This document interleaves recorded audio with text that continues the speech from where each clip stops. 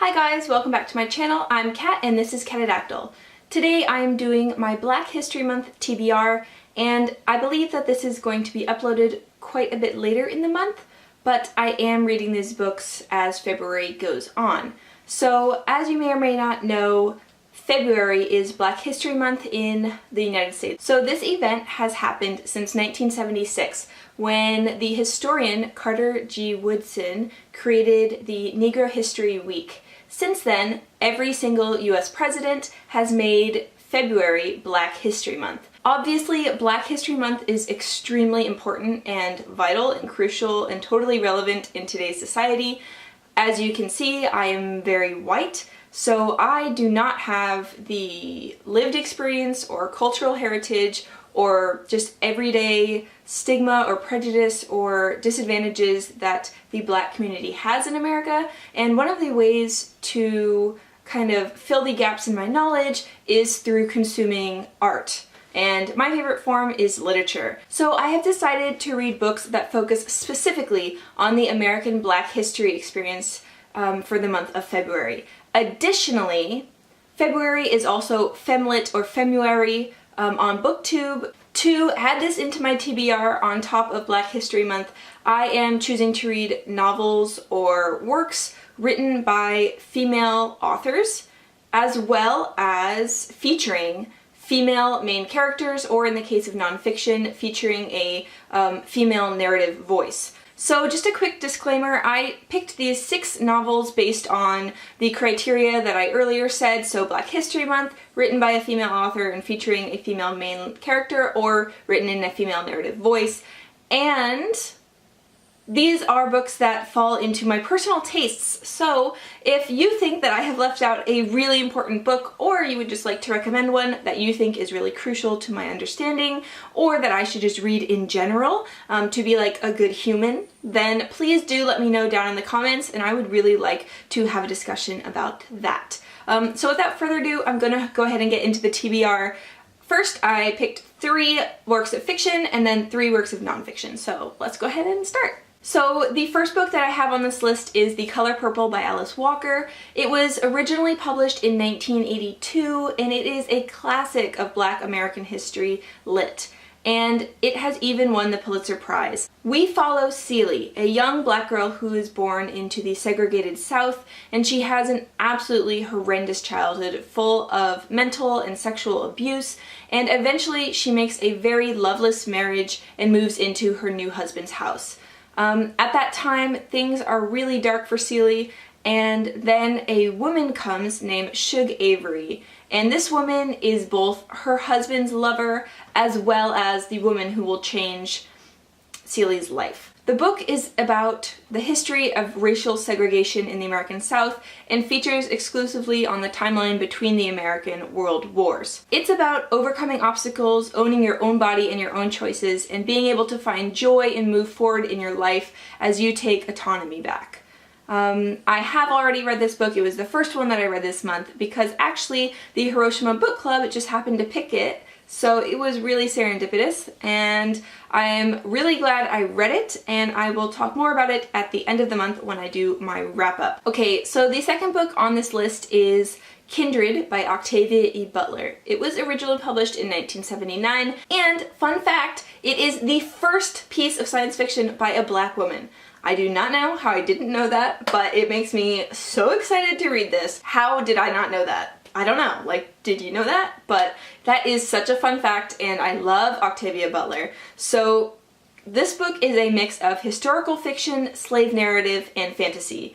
We follow Dana, who is currently living in California in the 1970s, and suddenly she is transported back to the antebellum South. When she comes to in the South, she realizes that there is a young white boy drowning nearby. So she runs over to save him, and then when she looks up, she's staring at a shotgun, and the boy's father is going to shoot her. As her life is immediately in danger, she's suddenly transported back to current time. And as time goes on, she's transported back and forth, and you find out that her life intertwines with the life of the young white boy in the past. So her survival is dependent upon his survival, and his survival has to do with the survival of her ancestors. I absolutely cannot wait to read this book because one, first work of science fiction written by a Black woman. Hello, I need to read it. Two, I cannot imagine how Butler pulls off such an interesting idea, but knowing Butler, she does it very well. And three, I absolutely adore Butler's writing style and her mind. I think that the way in which she writes and just her ideas are so fascinating. So the third book on my list for this month is Seeing Unburied Singh by Jesmyn Ward. I picked this up when I was in Australia, and honestly, it was kind of a cover buy because look at that gorgeous cover. It's like the wings of ravens, I believe, and it's blurbed by Margaret Atwood, so immediately we all know that it's like gonna be on my TBR, and I love Atwood. I've never read Jesmyn Ward, so I'm really intrigued by this book, and I'm really hoping I will like it. So we follow two main characters, Leonie, who is a mother, and Jojo, who is her 13-year-old son. And they are traveling upstate to Mississippi, to the penitentiary there, where their father and the husband is being released from prison. And the interesting thing about this is that the mother is an African-American woman and the father is a white man, and it deals a lot with how society puts different pressures on a family system and how the members of the family navigate racial tensions, especially in the American South. And I believe there's also threads of magical realism in this book, and I'm really looking forward to reading it. This will be my first Jesmyn Ward book, and I'm hoping that I really love her writing style because I've heard nothing but great things about her as an author and as a writer. If you've read her, let me know. What do you think? Do you like her writing? Did you like this book? I can't wait to hear about it, and I can't wait to read it. So I'm really hoping that it will be magical, lyrical, and really important for the month of Black History. We're getting into my nonfiction picks now for this month, and of course I wanted to include a collection of poetry. And normally I'm not a huge poetry lover, but sometimes the different ideas that are in the poetry collection just really jump out at me, and this is the case with this. And the title is There Are More Beautiful Things Than Beyonce by Morgan Parker, and absolutely yes, if you're looking at this cover and you're like, wow, that is just crazy and wonderful in all the ways. Yes, you are correct. It is crazy and wonderful in all the ways. So this was published last year by Tin House Books, and this is, I believe, the second printing of the cover. The first cover has a sprawled woman on it, but more importantly is the inside of this book, which focuses on current Black American womanhood. Like I said, I'm not a huge fan of poetry, but all the different things that are described about being contained in this collection just really grabbed me. So it talks about depression, isolation, exoticism, racism, intersectionality, femininity, and it's all wrapped up within a both politically aware and pop culture aware framework. So just those are a lot of really amazing buzzwords, and I'm really looking forward to seeing how this presents the current Black female experience, because obviously I'm very white, but I am a woman, and I would love to see how my experience is radically different from the experience of Morgan Parker and women like her. So please let me know if you have read this and if you liked it, and I am really looking forward to reading it. It's my first Morgan Parker as well, so I just am looking forward to seeing if I have a new favorite author. Okay, and the next two on this list are really more of academic nonfiction, so they are quite heavy reads. Spoiler alert, I'm currently reading them, and I've been reading them this month. It's a bit of slow going because they are so dense. Whether the topics that they are discussing are quite expounded upon or quite intricate, or whether there are just so many names, so many movies, so many books, so much art, and I just have to write it down. Like, I have list on list of things that I need to read and educate myself about, and it's just a little bit of slow going because there's so many things that I don't want to miss. So let's go ahead and get into it. So the next book is Women, Race, and Class by Angela Y. Davis, originally published in 1981. This text is an examination of the women's rights movement from the time of the abolitionists up to modern day. It explores racist and classist biases that weave themselves into history's narrative. As I said, I am currently reading this, and just within the first few chapters, I can see that this book is so so culturally relevant and important, and I don't know why I haven't read it. I don't know why it isn't taught in all schools. It should be taught in all schools.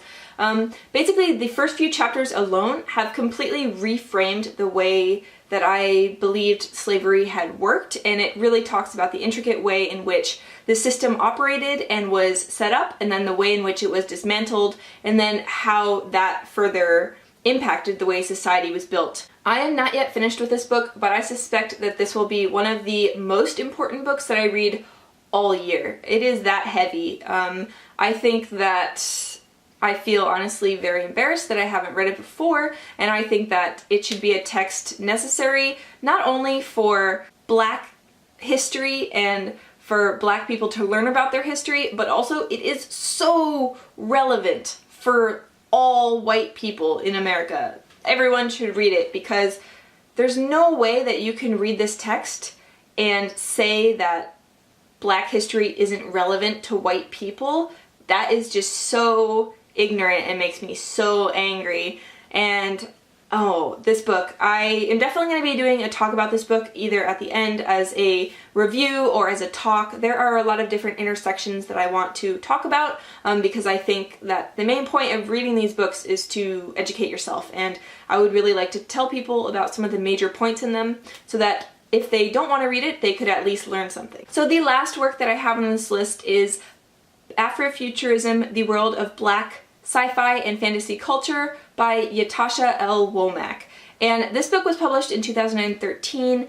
It is a sampling of the art and literature and music that has both created the Afrofuturism movement as well as is currently exploding the scene. I wanted to read this because it just sounds cool. It just sounds really cool, and I need to know the history so I can better appreciate things that I'm reading now. For example, Butler. This book primarily does two things. One, it introduces people that you should know in the Afrofuturism movement. For instance, Samuel Delany, Octavia E. Butler, like in the literature world, as well as Sun Ra and George Clinton and people in the music and art worlds. And also it tells you about current people who you should be looking out for, who are moving the scene forward. The second thing it does is it breaks down why Afrofuturism is so vital and so important as a creative outlet for the Black community. A lot of things that it brings up are really fascinating. For instance, it talks about using aliens as a metaphor for the Black experience, and it talks about different ways to stand up against the system and different ways that manifests in space sagas. So a lot of this book is really fascinating. It's so cool. So from aliens to rallying cries, I'm finding this book really interesting, and I'm really glad that I picked it up. So thank you so much for watching. This finishes up my Black History Month TBR. I hope the works that I have selected help fill the gap in my knowledge, and I really hope that I learn way more than I knew going in. Already that is the case, and I am just so glad that I am doing this and that I'm focusing on this for this month. I think it is relevant, and it's just making me a more well-rounded and better grounded person overall. I'll most likely be doing reviews or some sort of talks about the books that I found most impactful.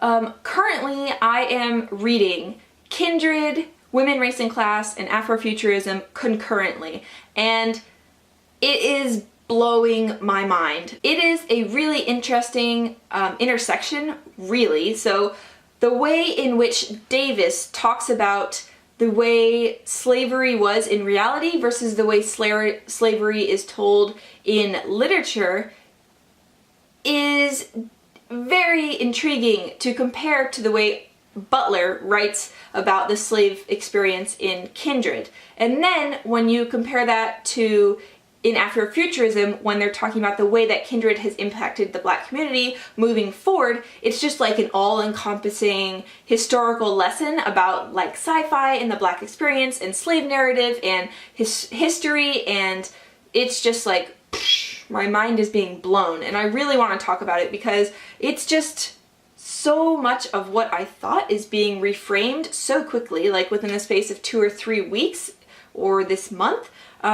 So if you would be interested in a video that talks mostly about those 3 works in the way that they work together and are explored, please let me know down in the comments, because I'm really interested in doing that video and I would really look forward to writing about it and talking about it. And kind of just getting a discussion going. So I hope your February is going very well and that you are having a great reading month, no matter if you're reading for Black history or FemLit or just generally romantic February reads, which is what some other people are doing. I hope you are having an amazing month. So without further ado, I'm just going to say thank you so much for watching. If you like this video, then please give me a thumbs up or hit the subscribe button. It would really mean a lot. And I'm just going to say toodles. Bye!